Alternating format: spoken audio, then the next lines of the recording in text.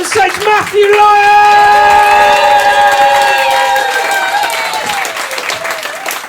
I have to say that if you want to be humiliated on stage, being lifted by 4 people who are roughly half your age, using 2 fingers, failing dramatically, it's a deeply shaming experience. I'm going to talk about maps. How do I turn this on? Just the right. There we go. I'm talking about counterfactual geography. Are there any geographers in tonight? Uh-oh. Is that one? I can't see. One? Please just go somewhere and vomit quietly or something. You may be familiar with counterfactual history. It's looking at the what-ifs of history. What if, as Catherine was talking about, what if Henry VIII had stayed in the Catholic Church, hadn't divorced Catherine of Aragon? What if Hitler had won World War II? What if David Starkey wasn't a reactionary fuck? Counterfactual geography, I can't do much about Starkey. Counterfactual geography, much the same thing, but with maps and ideas about the world. We're going to start with around about 7th century Byzantium. A man called Cosmas, a well-travelled man. He had travelled to India, Ethiopia, China, what we call Sri Lanka and so on. This is his map of the world. It's the only known flat Earth map that exists. Can I get that? There we go. Those of you who holiday in the Mediterranean might recognise this. I think it looks like a dead sloth. Just for the record, this stuff is where the blue paint has fallen off. It's not just different landmass. This is Europe. This is Africa, of course, and over here, China and the East. Obviously, quite a simplistic idea of the world. Over here, of course, is paradise. The things that look like dried sticks of garlic. Cosmas, he didn't stop here. He had bigger ideas, and this is his concept of the universe. This here is what we've just been looking at in 3D here, and the outer side of it, he figured that the entire universe was essentially well, he called it a tabernacle, but a tent. To me, it looks quite a lot like a Happy Meal carton. We've got a misshapen sort of Big Mac, 2 chicken nuggets, and some kind of gift at the top. Essentially, just in case you were wondering about how it worked, over here in the east, this is where the sun came up in the morning, came up there at noon, and then went back north behind this mountain of Big Mac, and underneath for the night.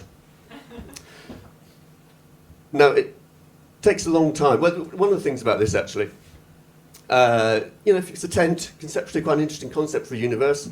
It's not one that comes up very much in Genesis, as far as I can remember. But I did kind of wonder whether the reason God created the sun was to help him put the tent pegs in somewhere. Not many maps as crazy as this for a long time. We're going to skip forward about 700 years.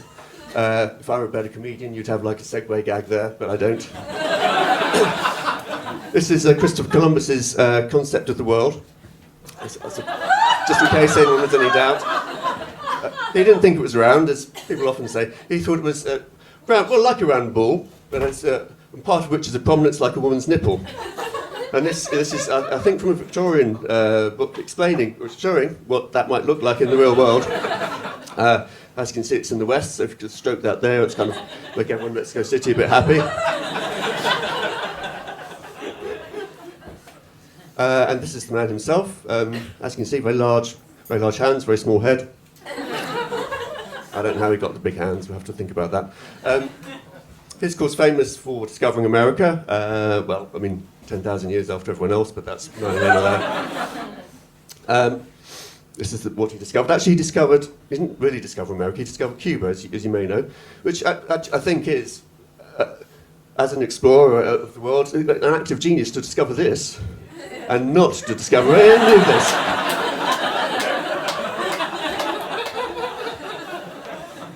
It's a bit like sort of operating on like Nigel Farage and discovering the only bit of him that isn't malignant. Whilst I've got this up, actually, which is, as you can see, a real map, more or less. Those of you who... anyone in favour of the war in Iraq? Anyone? No? Right. Got a dossier, obviously used to support the invasion of Iraq. The English argument for colonisation of North America was based on the legal case for it was based on the famous Welsh colonisation, conquering of America, which happened in 1180. A man from Prince Madoc sailed from Wales down to the Gulf of Mexico and claimed it for Wales, and obviously Henry VIII, Elizabeth I, Tudors, proud Welsh people. That was why we got America. The other thing about this is that it uses a thing called the Mercator projection, which is devised by this man, Gerald Mercator. Beautifully symmetrical beard there. That's kind of anxious, nervous, harried look you get from map makers. Brilliantly, and it is a thing of genius, he devised a way for mapping a 3D spherical object, the world, onto a 2D plane, i.e. a map. And his maths, the projection is Mercator's projection is used in every mapping software. Any map you look at, they will use that. Google Maps, Uber, anything you care to name, really. And this is his kind of crowning glory. This is a plate from his 1580 book, I think, Chapter Morbis, a collection of maps of the world. Which you can see the projection used beautifully. This is actually, in case you weren't sure, this is a map of the North Pole. Obviously, you'll recognise the 4 temperate zones around the outside of it. People died thinking this was true. It's true, they did. People froze to death, thinking that nice temperate zone. This is the land of the pygmies for some reason I don't really understand. And this in the middle, this is a whirlpool, of course. And in the middle, a 30-mile round lump of iron, which went all the way up to the sky, which is obviously the magnetic north. And this concept is on maps for like another 250 years. We laugh at people for being idiots, but people believe this for a long, long time. And next time you use like Google Maps or Uber or any kind of mapping software, have a think about this. That the man who devised this, whose maths you're relying on to get you home, he believed this was what the North Pole looked like, because he had heard that in 1360 a Franciscan monk called Nicholas of Lynn had met with the descendants of King Arthur's famed conquest of the North Pole. Not real King Arthur, just in case we're in any doubt. At the court of the King of Norway, he met the descendants of them, and they told him all about this, and he went away and wrote it down.